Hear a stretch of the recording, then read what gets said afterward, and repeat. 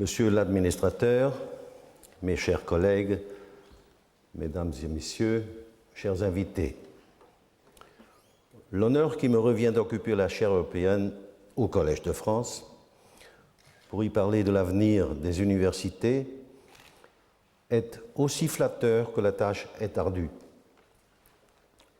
D'autre part, le Genius Loci est particulièrement favorable pour une réflexion sur l'identité de l'université européenne.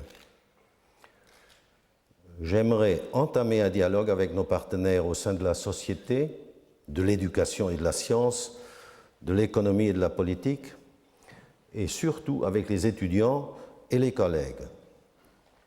Je dispose, après 28 ans de service comme président d'une université, d'une certaine expérience, ce qui ne veut pas dire que j'ai pour tous les problèmes des solutions passe-partout. Il me tient à cœur de vous remercier chaleureusement, monsieur l'administrateur, pour les très aimables paroles. J'essaye pas avec un geste de modestie de dire tout ça c'est pas vrai, un tout petit peu vrai, le reste c'est de l'éloge. Je remercie tous les collègues du collège, ainsi que le personnel, d'abord parce qu'ils m'ont élu et ensuite qui m'ont très aimablement reçu. Je reviens ainsi, sous d'autres auspices, aux racines de ma vie professionnelle. Mesdames et messieurs, je parlerai sur l'université, mais il va de soi que de nombreuses réflexions sont valables pour d'autres institutions, les grandes écoles par exemple, les académies, les instituts de recherche ou le Collège de France même. Alors, qu'est-ce que c'est que l'université? Transmettre et aller de l'avant, sens premier des mots latins traditio et progressio, sont depuis toujours la double tâche de l'université européenne. Transmettre à la jeune génération le savoir acquis et les valeurs vivantes, tout en progressant avec elle vers le nouveau et l'inconnu, telles sont les deux tâches dont la combinaison toujours actuelle caractérise le défi qui distingue nos institutions universitaires de toutes les autres créées par la société. Il est fondé sur la nature même de la science, comme l'a formulé de manière classique Wilhelm von Humboldt il y a 200 ans, dans son fameux texte publié à l'occasion de la fondation de l'Université de Berlin. Je le cite, « C'est une particularité des institutions scientifiques supérieures que de toujours considérer la science comme un problème non encore entièrement résolu et par conséquent de ne jamais cesser de chercher. L'université incarne à la fois la mémoire et la curiosité de la société. Si elle perdait la mémoire, elle enlèverait du même coup à la société un point d'appui indispensable face à un progrès effréné qui apparaît aujourd'hui discutable à bon nombre d'entre nous. S'il est vrai que l'université crée l'avenir, comme le disait Whitehead, elle doit aussi posséder les critères permettant de mesurer et de juger cet avenir qu'elle contribue à créer. Bien entendu, la tradition scientifique est en outre l'assise indispensable pour les nouvelles découvertes. Inversement, l'histoire nous enseigne que la perte de la curiosité remet en question l'utilité des universités et, en fin de compte, leur existence même. On sait qu'un grand nombre des principales découvertes scientifiques qui ont ouvert la voie à l'époque moderne se sont faites en dehors des universités, qui se trouvaient par exemple entravées par la tradition moyenâgeuse et souvent pétrifiées par le dogmatisme. Parfois, il est vrai, ce sont les universités elles-mêmes qui ont résisté longtemps et avec acharnement à ces progrès de la connaissance scientifique. C'est à Wilhelm von Humboldt que revient le mérite d'avoir, en concevant l'unité de la recherche et de l'enseignement, réalisé au sein de l'université une synthèse extraordinairement fructueuse entre tradition et progrès. Nous connaissons l'audience qu'elle a rencontrée en Allemagne, en Europe et ailleurs. C'est pour cela aussi qu'en France, les professeurs des universités et les maîtres de conférences s'appellent enseignants-chercheurs. Mais je sais très bien, et je l'ai écrit dans l'éditorial que j'ai fait, qu'ici au Collège de France, c'est déjà du Humboldt avant la lettre, parce que vous l'avez pratiqué bien avant. L'idée qu'à l'université, enseignants et étudiants travaillent ensemble à faire reculer les limites de la connaissance demeure fascinante de nos jours. Quant à savoir dans quelle mesure elle n'a jamais été réalisée complètement, c'est une toute autre question. Les conditions actuelles de l'université de Masse semblent l'avoir reléguée à l'arrière-plan, tel un horizon idéal mais lointain. Elle continue cependant à avoir valeur de modèle. Et il est amusant de constater, par exemple, que les étudiants qui, il y a 35 ans, se révoltaient contre la structure traditionnelle de l'université, reprenaient dans leur protestation contre la scolarisation des études une idée tout à fait humboldtienne.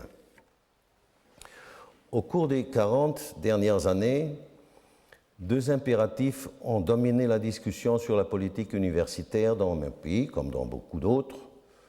D'une part, la nécessité pour les universités de former un personnel plus qualifié afin de répondre aux nouvelles exigences du marché du travail, et d'autre part, l'attente d'une contribution efficace de la recherche universitaire pour assurer la compétitivité technique de l'économie nationale. Au fil des années, l'accent entre ces deux priorités était très variable. Si les années 60 et 70 ont été dominées par l'économie de formation, les années 80-90, elles, ont privilégié l'économie de recherche. Depuis quelques années, c'est à nouveau l'aspect de formation qui prévaut. Et il me semble qu'il est très rare que les deux tâches se trouvent en bon équilibre dans les universités. Ce qui reste inchangé, c'est la valeur primordiale de l'intérêt et des critères économiques. Comme jamais auparavant, les universités ont dû, au cours des dernières décennies, justifier leur rentabilité et démontrer comment leur activité, somme toute dispendieuse, peut se convertir en monnaie sonnante. Il y a 30, 40 ans, mettre l'accent sur la préparation professionnelle en cours des études était peut-être en effet le seul moyen de rapprocher l'enseignement universitaire des nouvelles conditions et exigences de l'université de masse. La proportion des jeunes gens optant pour une formation universitaire est passée entre-temps en Allemagne à presque 35 à 40% et a dépassé pour l'année universitaire 2003-2004 pour la première fois la barre des 2 millions. Il y a 50 ans, ce chiffre n'était que de 6 à 8%. En France, le chiffre absolu est avec plus de 2 200 000, encore plus élevé. En 20 ans, le nombre a connu une augmentation des 2/3. Il est normal qu'une telle expansion ébranle les principes de formation traditionnels et quelque peu élitaires. Et ça, il faut l'admettre, tout un chacun doit l'admettre.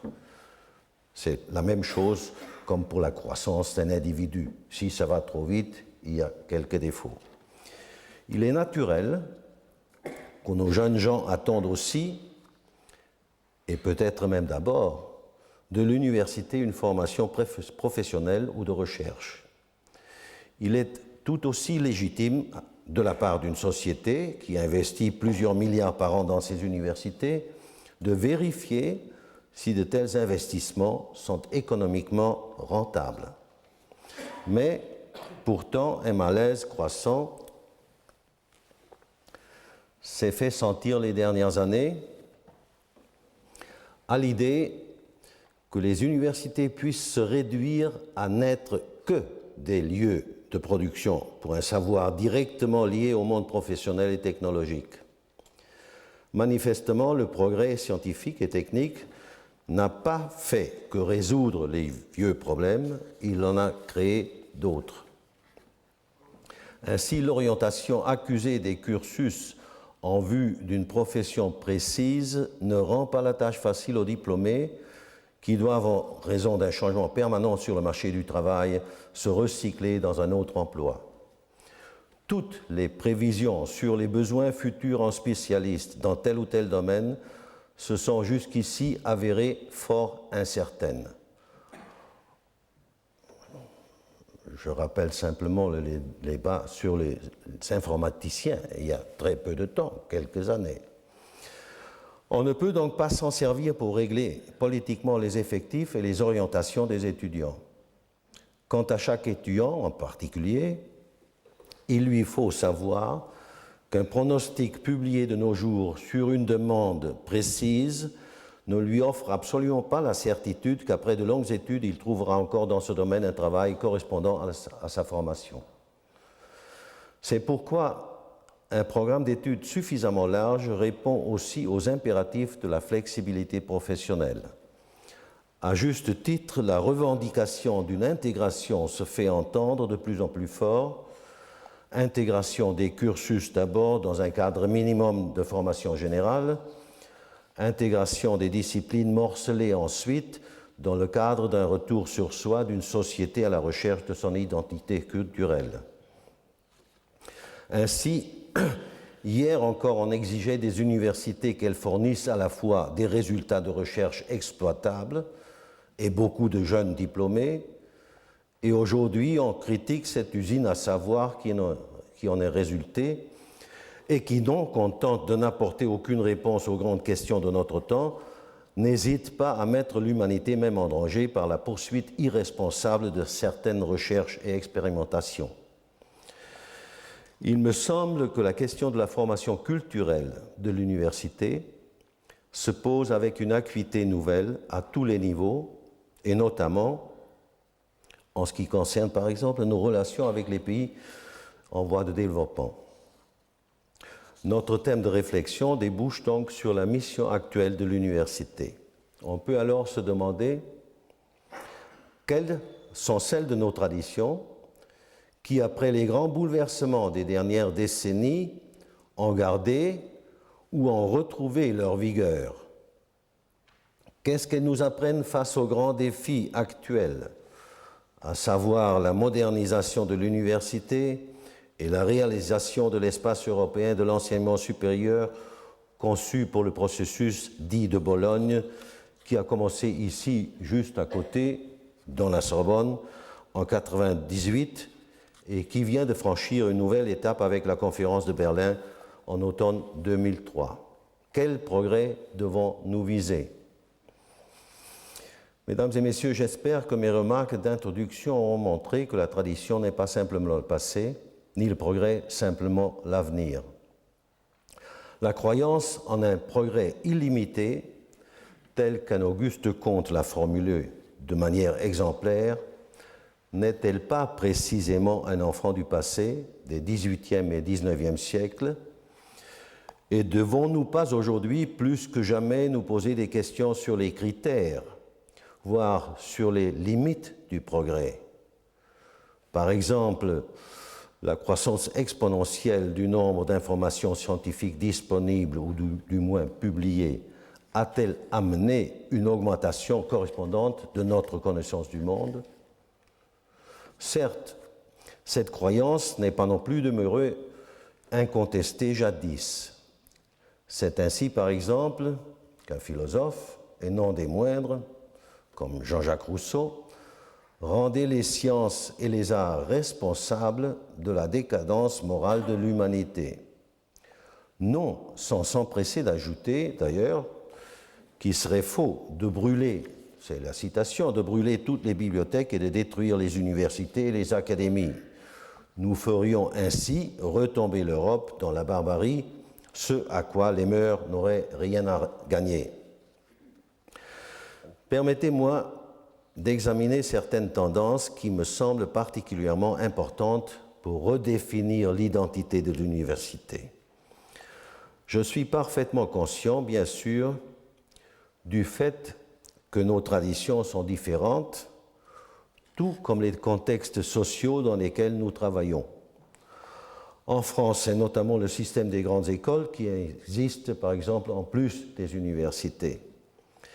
Mais par-delà cette diversité par laquelle notre continent se distingue sans doute de tous les autres, je crois qu'il existe une sorte de tradition commune aux universités européennes et que bon nombre de nos problèmes actuels se ressemblent, au-delà des frontières nationales et des différents systèmes politiques et sociaux. Et quand je parle de l'Europe, j'entends réellement l'ensemble de notre continent, bien au-delà de l'Union européenne, bientôt élargie à 25 pays. L'adhésion à Berlin de la Russie au processus de Bologne et la participation de 40 pays en tout le montrent très bien. J'inclus également la plupart des universités dans le monde, évidemment avec des différences, en tout cas les universités nord-américaines, car elles sont l'émanation directe de ce modèle européen. Au cours des dernières décennies, nous avons assisté dans nos pays respectifs alors à une formidable expansion quantitative de l'enseignement supérieur. Les universités, où que ce soit, ne me semblent pas avoir digéré totalement les conséquences profondes de cette expansion. En 1930, Ortega y Gasset, l'espagnol, pouvait encore présenter l'un des traits généraux de la physionomie des universités de la façon suivante, et je le cite. Tous ceux qui reçoivent un enseignement universitaire ne sont pas ceux qui pourraient ou devraient en bénéficier, ce sont seulement les fils des classes aisées. L'université représente un privilège qu'il est difficile de justifier et de maintenir. À l'inverse de la situation ainsi dépeinte, apparut dès les années 60 en Grande-Bretagne un phénomène connu sous le nom de principe de Robbins et qui allait devenir dans les autres pays d'Europe, sous une forme à peine différente, le principe de base de la politique universitaire. Je suis personnellement convaincu que l'ouverture de l'université à tous ceux qui peuvent tirer profit de son enseignement est l'un des plus grands bouleversements sociaux du siècle passé. Il serait simpliste de l'attribuer uniquement à un besoin accru de l'économie en collaborateurs qualifiés ou à une propagande politique en faveur de la formation. Les universités, quant à elles, n'ont pas suscité ce bouleversement et parfois même, du moins au début, elles ne l'ont pas voulu. Certes, l'afflux de jeunes gens, de garçons et de plus en plus de filles, si nombreux venus de toutes les couches sociales, ne pouvait pas demeurer sans conséquence sur le contenu, sur les taux d'échec et par conséquent sur la durée des études universitaires.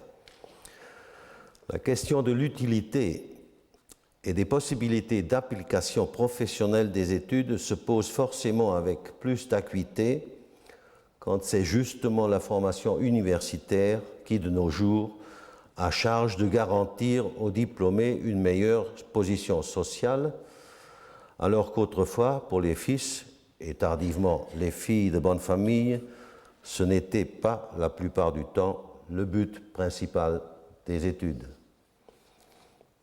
Les universités devront donc continuer à réformer la structure et le contenu de leurs programmes. La formation universitaire doit aujourd'hui être différente, mais non pas moins bonne ou moins exigeante de ce qu'elle était naguère. Je ne plaide pas ici pour une professionnalisation à courte vue des études. Ce n'est pas la tâche d'une université que de fournir du personnel formé une fois pour toutes. La science et par conséquent la formation et la recherche doivent être ouvertes et dynamiques. Elle a sa systématique propre qui se rapproche peut-être des exigences de certains domaines d'activité, mais qui ne saurait coïncider exactement avec elle.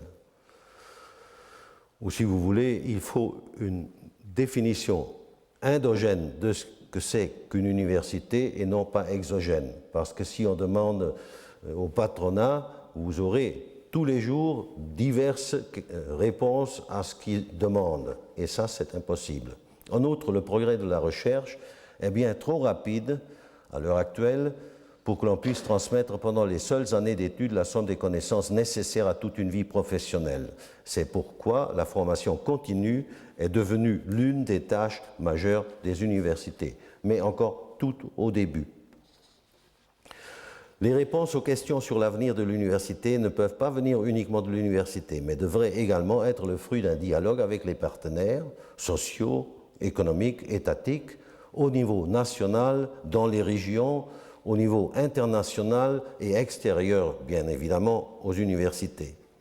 Ce dialogue, à mon avis, nous offre une chance unique. Ce n'est qu'en discutant avec nos partenaires que nous pourrons vérifier si nos propres conceptions de la mission de l'université ont une réalité sociale et donc une certaine efficacité. C'est ainsi seulement que nous pourrons prouver à la société l'utilité de nos institutions et justifier les moyens considérables que celle-ci met à notre disposition. Et en parlant d'utilité, je n'en pas un profit à court terme. Ces dernières années, on a souvent, trop souvent à mon avis, essayé de mesurer l'utilité de l'université en se fondant uniquement sur sa contribution au produit national brut, aux statistiques du marché de l'emploi, au nombre des brevets déposés dans les divers pays, au développement de l'économie locale, etc., etc. Cette forme d'utilité existe sans aucun doute, et il est certes légitime de l'encourager. Mais l'université ne peut se vouer uniquement à cela, ni la société s'en satisfaire. De toutes les découvertes sur lesquelles reposent aujourd'hui des secteurs entiers de l'industrie, il en est peu qui aient été faites dans le seul but de créer ces mêmes industries ou d'apporter un quelconque bénéfice. Mais elles n'ont pu se faire que parce que la société donnait aux chercheurs la liberté et les moyens d'approfondir leurs connaissances pour elles-mêmes. Inversement, une partie des problèmes que rencontrent aujourd'hui nos diplômés provient sans doute aussi d'une formation trop étroite, dirigée vers une activité professionnelle déterminée pour laquelle il n'existe plus de nos jours de demande suffisante ou du moins plus assez de postes. Tout en prenant au sérieux les exigences de nos partenaires, nous devrions aussi faire preuve dans ce dialogue de l'assurance qui s'impose et ne pas craindre de formuler nos propres demandes. Par exemple, est-ce la faute des seules universités si de nos jours les diplômés, dont le nombre s'accroît rapidement, ne trouvent pas toujours une activité appropriée? Ne pourrions-nous pas aussi exiger que les modes traditionnels de répartition des tâches dans l'économie et l'administration soient modifiés pour offrir aux jeunes toujours plus nombreux à avoir bénéficié d'une meilleure formation, des possibilités de travail dans lesquelles ils pourraient utiliser leurs capacités et leurs connaissances pour leur satisfaction personnelle et le profit de tous? Il y a probablement, je dirais même sûrement, trop d'étudiants pour les ressources dont nous disposons. Il y a un manque d'argent douloureux dans tous les pays, la France, l'Allemagne, toute l'Europe, et un nombre inquiétant de chômeurs avec formation universitaire. Mais est-ce vraiment de notre faute à nous, universitaires? L'université ne veut et ne peut pas être le bouc émissaire qu'on envoie dans le désert pour expier tous les péchés de nos sociétés. Il y a 2500 ans, le philosophe présocratique Xénophane a peut-être été le premier à exprimer l'idée du progrès de la recherche. Je le cite, « Les dieux n'ont pas tout révélé aux hommes dès le commencement. C'est avec le temps et en cherchant qu'ils peuvent découvrir des améliorations. » Et depuis lors, cette idée n'a plus quitté les meilleurs esprits de notre continent. Selon le sociologue américain Daniel Bell, il était longtemps à Harvard, l'université est l'institution la plus importante de la société post-industrielle parce qu'elle est le principal centre producteur du savoir théorique. Mais cette place lui est contestée. En République fédérale d'Allemagne, par exemple, les crédits alloués à la recherche et au développement augmentent plus vite en dehors de l'université et en donnant des priorités aux recherches appliquées. La recherche fondamentale, sans laquelle les applications et le développement seraient impossibles, se pratique toujours essentiellement dans les universités, aussi un peu dans les Max Planck Gesellschaft, mais ça n'est en quantité rien par rapport aux universités. Mais les universités ont vu surgir, avec les instituts de recherche extra-universitaires, des concurrents puissants et bien dotés. Et je ne suis pas le seul à le dire. Par exemple, le président du Conseil national de la recherche scientifique est convaincu qu'il faudrait réintroduire les instituts extra-universitaires dans l'université. De nos jours, la période qui sépare une découverte scientifique fondamentale de son application pratique sur une large échelle s'est considérablement raccourcie. Du même coup, la limite entre la recherche fondamentale et la recherche appliquée est devenue floue et perméable. Si les universités veulent défendre en valeur absolue leur place dans le monde de la recherche, elles doivent aujourd'hui consentir à accorder davantage de place à l'application que ce n'était le cas autrefois. Je considère là aussi que c'est une chance pour les universités. Il n'est certainement pas déshonorant pour un travail scientifique que de contribuer à la solution de problèmes pratiques. Il suffit de penser à la lutte contre les maladies comme le cancer, le sida, la sclérose en plaques, ou à la recherche de nouvelles sources d'énergie moins dangereuses ou moins nocives pour l'environnement. Simultanément, la familiarisation avec le problème des applications permet de mettre en garde assez tôt et avec des arguments solides contre celles de ces applications auxquelles il vaudrait peut-être mieux renoncer.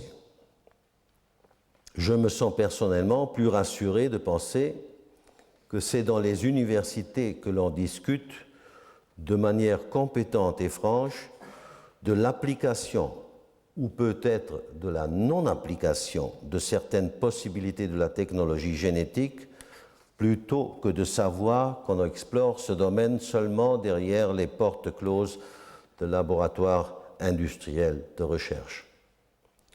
Cependant, il ne fait aucun doute qu'en cas d'orientation plus marquée de la recherche universitaire vers les applications, l'université risque, avec la répartition des ressources financières, de se voir imposer des thèmes et des domaines de recherche choisis en dehors d'elle-même. Je ne pense pas tant ici au mandat de recherche confié par l'industrie, qui pourrait, le cas échéant, être assorti de restrictions en matière de publication. Je fais penser simplement, par exemple, à toute cette recherche qu'ils disent « classified research » en Amérique du Nord. Mais tout aussi dangereuse m'apparaît une planification officielle qui, dans son exagération, j'insiste, exagération, risquerait d'étouffer toute véritable découverte. Et la découverte, malheureusement, ne se laisse pas complètement planifier. Donc, si l'État se met de planifier, il peut le faire, mais avec une certaine prudence, une certaine liberté laissée à ceux qui font de la recherche. J'estime que les universités ont une tâche essentielle et urgente c'est d'élaborer, par le dialogue avec leurs partenaires de l'État et de l'économie, des règles de comportement permettant d'atteindre ce double objectif, d'une part, libérer la concurrence pour l'obtention de fonds pour la recherche de toute entrave bureaucratique, et de l'autre, garantir aussi pour l'avenir les traditions éprouvées de la recherche universitaire. Cela comprend, à mon sens, la publication sans restriction des résultats et la garantie d'un équipement fondamental et de moyens qui permettent à l'université de financer des recherches valables, même sur des thèmes auxquels nul bailleur de fonds ne s'intéresse.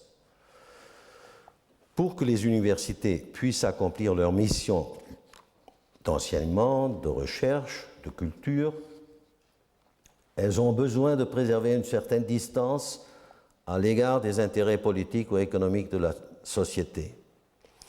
Le critère formel de cette distance est l'autonomie universitaire. C'est elle qui assure à l'université une longueur d'avance sur la politique de l'État et sur sa bureaucratie, mais aussi sur les intérêts de l'économie en matière de développement. C'est elle qui, en permettant de considérer de nouveaux sujets dans les perspectives nouvelles, contribue ainsi au progrès de la société. Condorcet, que vous connaissez tous, a formulé ses réflexions avec une grande précision en 1792 dans son plan d'organisation générale de l'instruction publique qui n'entra jamais en vigueur. Je le cite. « Enfin, aucun pouvoir public ne doit avoir ni l'autorité, ni même le crédit d'empêcher le développement des vérités nouvelles, d'empêcher l'enseignement des théories contraires à sa politique particulière ou à ses intérêts momentanés. » On n'est pas obligé de partager la méfiance profonde de Condorcet à l'égard de la sagesse des gouvernements. Humboldt a formulé une pensée très proche de manière plus conciliante, et je le cite aussi, « L'État doit rien exiger des universités qui se rapportent immédiatement et directement à lui, mais il doit avoir la conviction intime que si les universités parviennent à leur objectif suprême, elles réalisent aussi ces buts, et ceci dans une optique bien supérieure. L'autonomie implique que l'État renonce volontairement à tout profit immédiat ou prévisible, surtout dans la recherche, confiant qu'à long terme, une science libre et indépendante sera bien plus utile à la société.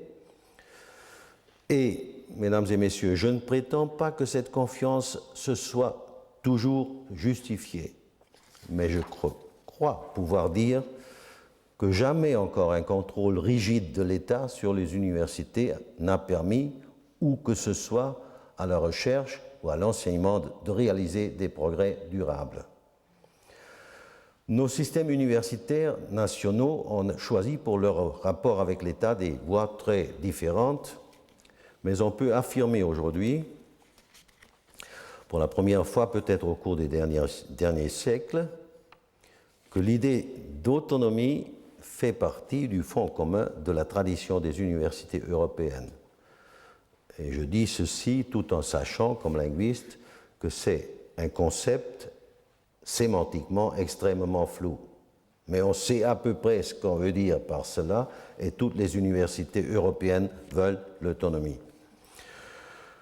Je suis convaincu que dans nos pays respectifs, le danger ne réside pas tellement dans les interventions autoritaires de l'État, en vue de réprimer des conceptions scientifiques qui lui déplairaient.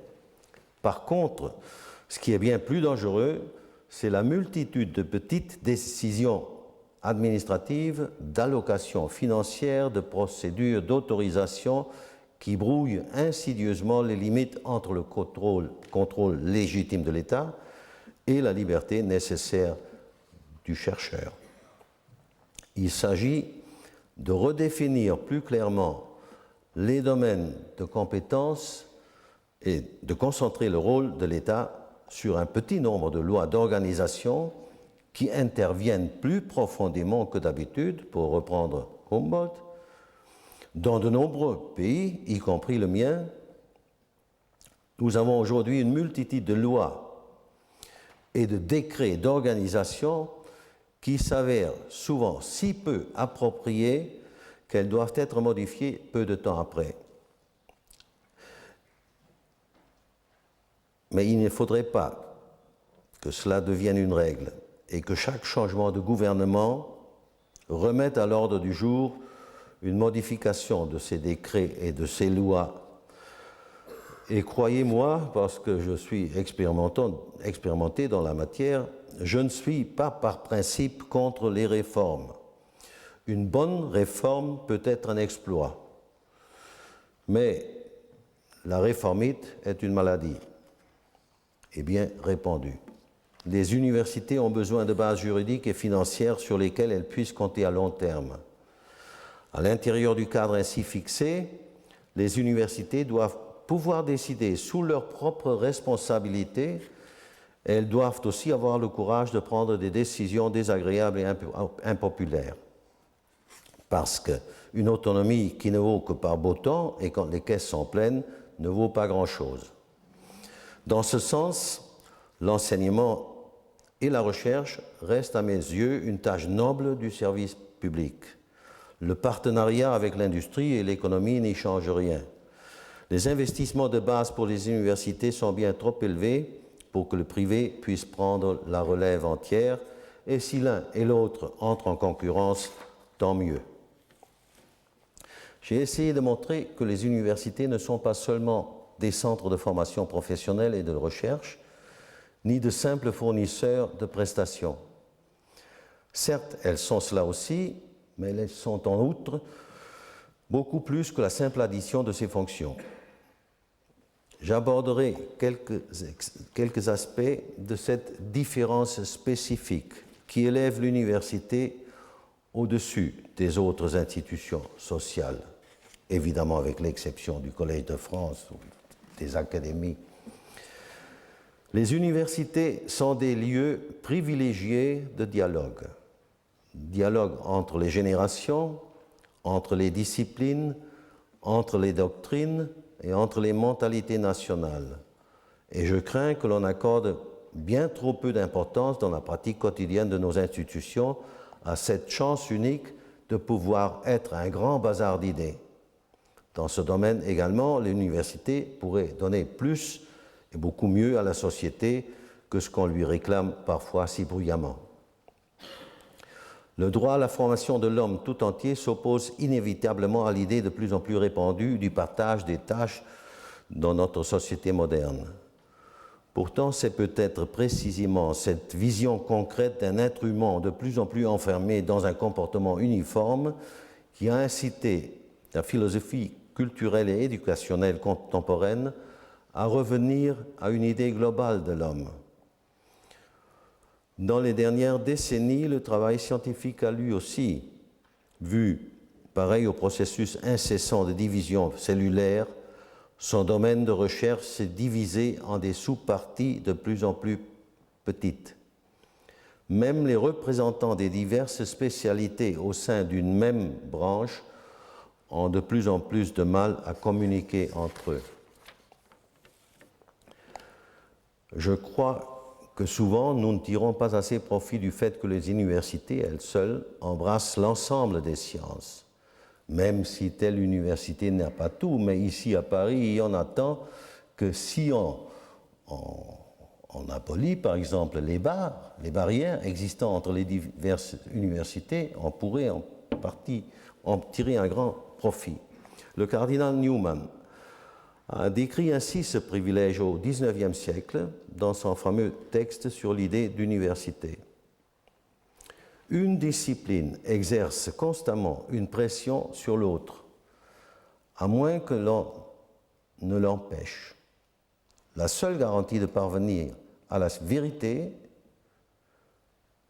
est de les cultiver toutes. Telle est la tâche de l'université. Et plus loin dans le même contexte, c'est ainsi que l'on crée une atmosphère de pensée pure et claire, que l'étudiant respire aussi, même s'il ne s'adonne qu'à quelques sciences parmi cette multitude. Il bénéficie d'une tradition intellectuelle indépendante de tel ou tel maître, tradition qui le guide dans le choix de ses sujets et interprète pour lui ceux qu'il a choisis. L'université ne peut ni ne doit imposer à ses étudiants en guise de référence culturelle des dogmes qui se soustrairaient à l'examen et à la critique. Elle ne peut accomplir sa fonction culturelle qu'en s'appuyant sur l'ensemble des disciplines qu'elle représente. Cela exige toutefois que les diverses disciplines ne demeurent pas hermétiquement fermées les unes aux autres, comme c'est malheureusement le cas de nos jours. C'est grâce à la pluridisciplinarité traditionnelle dans nos universités que nous pourrions réaliser d'indispensables progrès. Ainsi, par exemple, le sociologue peut aider l'informaticien à prendre en compte les conséquences sociales des nouvelles technologies de l'information. Ainsi, le linguiste sera amené à examiner les conséquences du traitement informatisé de l'information sur la langue et partant sur la pensée humaine. Ainsi, le philosophe et le théologien, enfin, ne pourront laisser le médecin seul face aux malades et aux mourants. Plus personne n'oserait reconstruire dans sa seule tête la somme de toutes les sciences et leurs interrelations. Néanmoins, les réactions à cette spécialisation poussée à outrance sont venues autant de la recherche que du monde du travail. Si l'interdisciplinarité est aujourd'hui un mot à la mode, c'est bien, en fin de compte, parce qu'il est devenu évident que l'innovation dans la recherche passe par le nécessaire dialogue entre les disciplines et sous-disciplines. Nous savons bien que nos jeunes diplômés ne peuvent s'attendre à passer toute leur vie professionnelle dans un seul et même domaine d'activité. On gagnerait beaucoup, à mon avis, et la culture individuelle aussi, à rétablir l'unité des disciplines au lieu de les amorceler en autant de cursus spécialisés. Mais évidemment, interdisciplinarité ne veut pas dire bricolage. Il ne s'agit pas de s'octroyer un petit morceau de chaque discipline et d'amonceler ensuite tous les petits bouts glanés çà et là en un tas hétéroclite. Interdisciplinarité veut dire pour moi tout d'abord capacité au dialogue entre des scientifiques, entre des savants venus d'horizons différents, travaillant sur un sujet commun au moyen de la méthodologie spécifique à leur matière. C'est cette faculté de comprendre les autres et par ce biais de se remettre en question qui me semble déterminante. Pour ce faire, la condition sine qua non est naturellement de posséder une large et solide connaissance de sa propre discipline. Personnellement, je pense d'ailleurs que le terme transdisciplinarité serait mieux que interdisciplinarité, parce que ce que je demande, c'est justement d'aller au-delà de sa propre discipline, de jeter le regard vers l'autre. Nous ne donnons pas assez envie et pas assez d'occasion à nos étudiants de goûter, ne serait-ce qu'une fois, au savoir accumulé en dehors de leur matière. Dans les premières années qui ont suivi la guerre, on a essayé en Allemagne de rendre ce tour d'horizon en quelque sorte obligatoire en instituant un studium generale. Cela n'a pas réussi pour plusieurs raisons. On ne peut pas prescrire la culture générale. Mais le résultat est que la place laissée libre par l'abandon du studium generale a été annexée par les différentes matières et transformée en autant d'heures d'enseignement spécialisé. L'explosion du savoir scientifique et sa caducité de plus en plus rapide obligent à se concentrer sur l'essentiel, et cette concentration aidera à faire ressortir la substantifique moelle dont parlait déjà Rabelais. L'esprit de la raison critique et l'ouverture au dialogue sont des vertus sans lesquelles l'université et la science dépériraient. Certes, on peut contester qu'un système de valeurs entier repose sur un fondement scientifique et que l'université soit par là même capable, en un temps de désorientation morale, d'apporter un soutien à la société. Mais qui d'autre pourra défendre la raison en toutes circonstances si ce n'est l'université qui en vit? L'Europe n'a peut-être pas inventé l'université parce qu'il y avait des choses déjà auparavant en Orient. Mais elle est la mère de tous les systèmes universitaires existants aujourd'hui dans le monde. Entre-temps, ces enfants sont devenus depuis longtemps adultes et se sont développés selon les besoins des divers pays. Les universités européennes sont prêtes à contribuer par leurs ressources intellectuelles à la solution des problèmes dramatiques qui continuent à accabler une grande partie de l'humanité. Des dizaines et dizaines de milliers de jeunes gens des pays en voie de développement étudient dans nos universités pour se préparer à assumer des responsabilités dans leur pays. De nombreux scientifiques européens aident sur place ces pays à édifier leur propre système universitaire. Tout cela n'a de sens que si nous sommes prêts à prendre en compte les traditions et intérêts de nos partenaires en nous gardant de considérer d'emblée nos méthodes et nos modèles comme les seuls possibles et les seuls dignes d'être imités. Il en va ainsi des systèmes universitaires eux-mêmes. Nous n'avons pas besoin d'une monoculture universitaire, mais d'une université, chaque université vivante et adaptée aux circonstances là où elle est. C'est cela précisément que devrait nous permettre notre propre tradition culturelle. L'Europe comprend une multitude de peuples, de langues, de cultures, dont la coexistence au cours de l'histoire constitue notre expérience commune. Ce sont souvent des rencontres avec d'autres cultures qu'ont surgi les impulsions les plus fructueuses pour le développement de notre culture à tous. L'espace européen de l'enseignement supérieur, avec son harmonisation des diplômes selon le modèle licence, master, doctorat, avec les systèmes de crédit et les explications supplémentaires au diplôme supplement, a pour but de faciliter ces échanges et non pas la création d'une monoculture en Europe, de faciliter les échanges. Bien avant les hommes politiques, les universités en Europe se sont tendues la main après les deux terribles guerres du siècle passé et ont renoué le dialogue scientifique.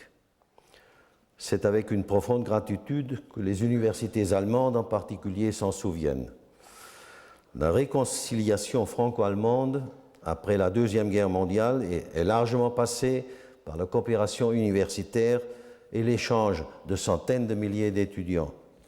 C'est aussi vrai pour la collaboration des savants par-delà des continents et des blocs militaires pendant la guerre froide. Ils ont apporté ainsi leur contribution à la paix dans notre monde menacé. Et je suis sûr qu'un jour, on va faire des investigations là-dessus pour voir le rôle des intellectuels et des universitaires dans la ruine, si vous voulez, du bloc Est. Les grandes universités médiévales ont été conçues d'emblée comme des institutions multinationales. La mobilité de leurs étudiants et de leurs savants était proportionnellement plus grande que la nôtre à l'ère des avions supersoniques. Je considère le renforcement marqué des échanges entre universités comme une tâche décisive qui permettra de faire de l'abstraction tout à fait légitime qu'est l'université européenne une réalité vécue quotidiennement. La France et l'Allemagne ont fait des progrès énormes dans ce sens en doublant ces dernières années le nombre d'étudiants étrangers accueillis au sein des établissements de l'enseignement supérieur. Nous sommes devenus respectivement 3e et 4e pays d'accueil d'étudiants étrangers, après les États-Unis et le Royaume-Uni. En accueillant les élites du monde entier et en les formant à nos valeurs, c'est aussi une façon de favoriser la pluralité des cultures et des langues dans un monde qui, parfois, a l'air de devenir monoculturel. Pour relever ce défi, des réformes ont été mises en place dont profitent également nos propres étudiants. Les réformes des dernières années, notamment celles dans le cadre du processus de Bologne, n'auraient pas été possibles sans cette incitation à l'international.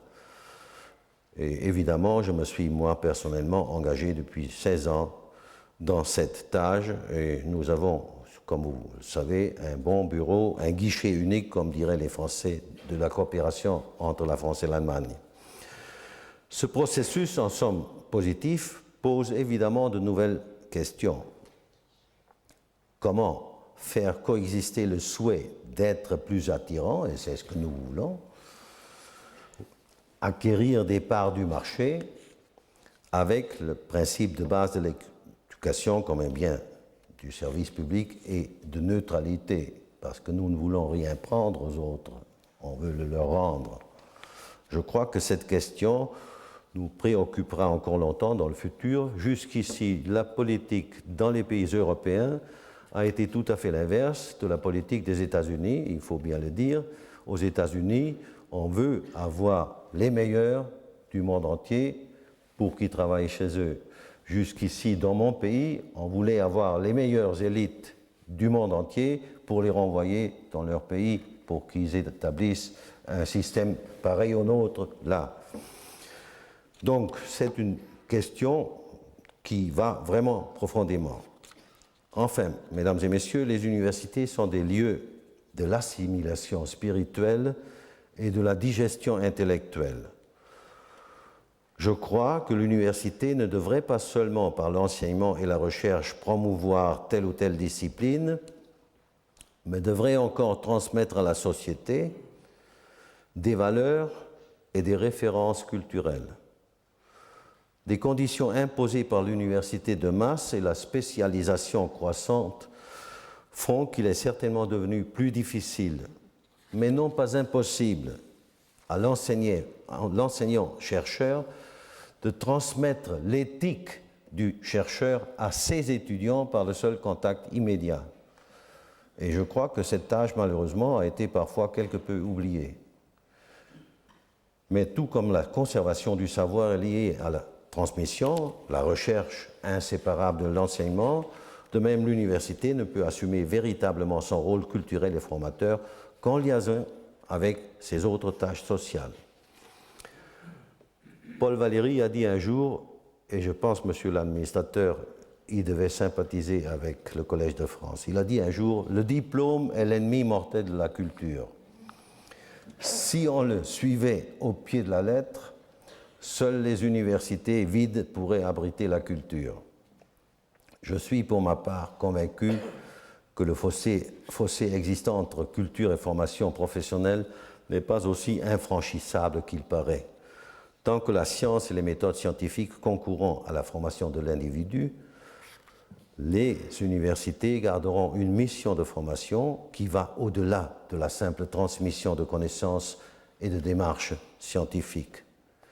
Les universités sont des lieux où se révèlent, transmettent et se défendent les références culturelles.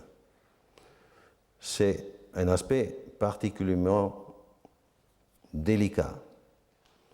Dans une société pluraliste, l'université ne peut prescrire à ses membres les critères selon lesquels ils doivent juger et les modèles d'hommes cultivés qu'ils doivent suivre. Critères et modèles ne sont pas, en dernière analyse, justifiables scientifiquement. Néanmoins, sans eux, ni le scientifique ni le jeune diplômé ne peuvent s'en sortir seuls. L'université ne peut pas édicter des valeurs, mais elle doit donner à chacun matière et occasion d'exercer dans un dialogue permanent son libre arbitre afin de pouvoir décider de manière responsable des critères de son action.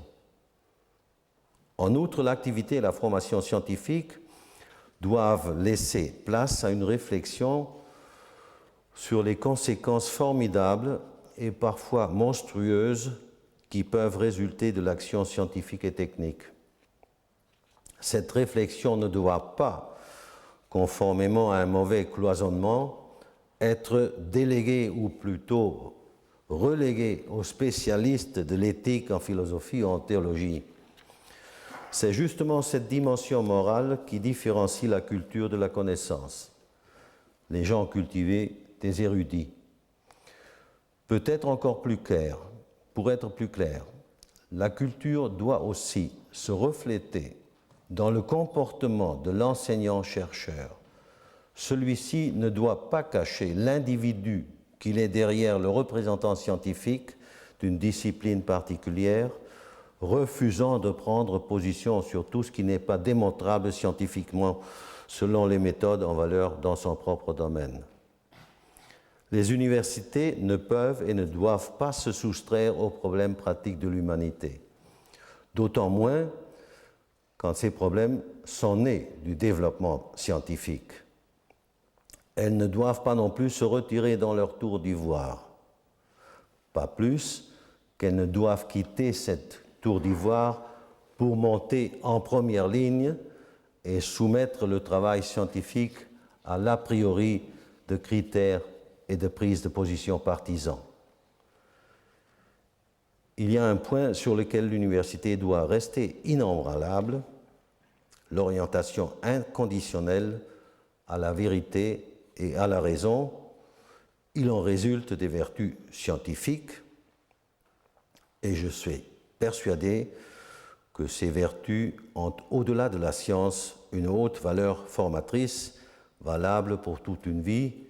Le philosophe Karl Jaspers les a un jour énumérées, c'est dans mon manuscrit, vous pouvez le lire. La question de la fonction culturelle de l'université est inséparablement liée au rapport entre la culture et la science. Si j'entends par culture ce processus global d'épanouissement des facultés humaines dans la confrontation avec la nature, avec la vie sociale, dans la création d'une sphère d'activité intellectuelle ou artistique en dehors du travail et de la vie pratique, alors dans cette définition du mot culture, la science est incluse.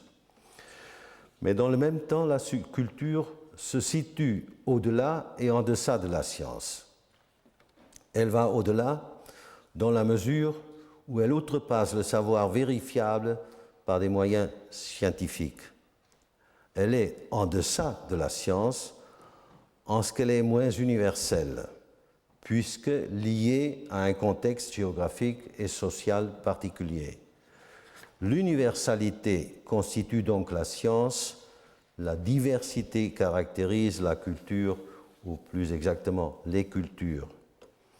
On ne peut donc pas séparer nettement la science et la culture, pas plus qu'on ne peut les amalgamer totalement.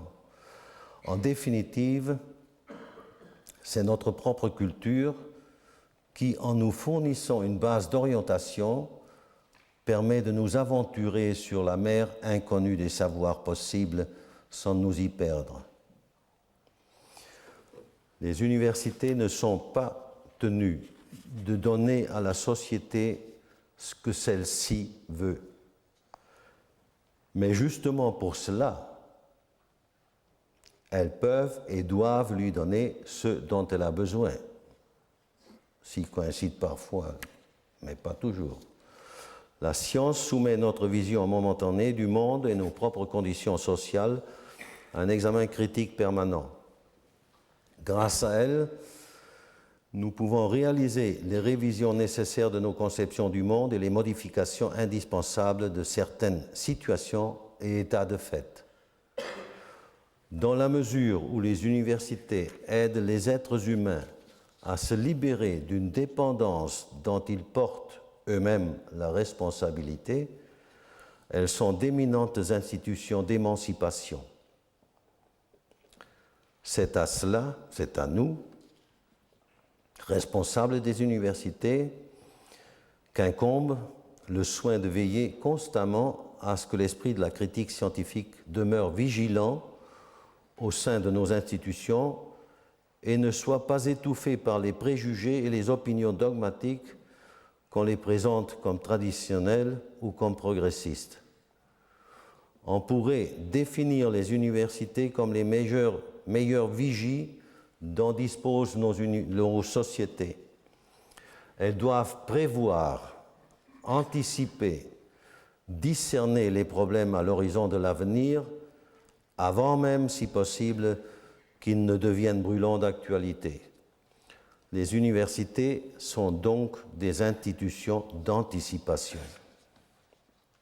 Il y a 2 siècles, le poète et philosophe allemand Herder qualifiait les universités de tour de garde et de phare de la science. Elles repèrent, je le cite, ce qui se produit sous les horizons lointains et étrangers, prêtent assistance à son développement et s'en servent elles-mêmes pour éclairer à d'autres le chemin. Dans le même ordre d'idées, on pourrait comparer les universités à une pièce de théâtre à open-end. Cet inachèvement de principe, cette relativité touchant toutes les découvertes faites un jour, ont une signification éminemment culturelle. La culture moderne, et par là j'entends également la culture scientifique, ne peut plus dépendre canons établis une fois pour toutes. Quand les frontières du savoir reculent de nos jours, de jour en jour, plus aucun fait social ou culturel ne peut se targuer d'être éternel. Et ce sont les universités, et avec elles beaucoup d'autres, ce sont les universités qui tracent ces frontières et les repoussent toujours. C'est là une exigence considérable, je le sais, et elle ne figure pas parmi celles que tous les groupes de pouvoir possibles et imaginables s'efforcent de nous imposer à corps et à cri. C'est pourquoi nous devrions prendre cette tâche d'autant plus au sérieux. Avec les universités, nos sociétés s'offrent de très coûteuses institutions tenues en premier lieu d'aller au fond des choses et dispensées en grande partie, ou qui devraient l'être, de faire la preuve de leur utilité économique à court terme. Mesdames et messieurs, aujourd'hui, en traitant de la mission de l'université, j'ai délibérément mis l'accent sur les bases de l'université en vue des défis du futur. Ou si vous voulez, j'ai fait une profession de foi, mais vous le savez tous, sans la foi, point de salut. Et je pense qu'on bricole trop dans les universités sans savoir exactement quelle est l'idée qu'il faut poursuivre et qu'on a poursuivie pendant les siècles. J'ai essayé de montrer que bien des choses dans les universités qui peuvent sembler inutiles à un regard superficiel sont en fin de compte d'une très grande utilité à la société. Je me refuse toutefois sciemment à vouloir ou à devoir tout justifier au nom de la pertinence sociale. L'essence même des sociétés libres consiste à laisser à l'individu un domaine d'activité autonome dont il n'est justement pas à rendre compte à la société. Et en contribuant à la formation de l'individu, les universités sont enfin des lieux de liberté. De cette liberté institutionnelle et individuelle qui suscite un sens accru de la responsabilité. La conservation du savoir comme patrimoine de l'humanité, sa transmission intergénérationnelle en l'accroissant par la recherche, l'anticipation et l'émancipation, le dialogue et la tolérance, la raison, la liberté et finalement la responsabilité, voilà à mon sens les missions traditionnelles, actuelles et futures de l'université. Je vous remercie de votre attention.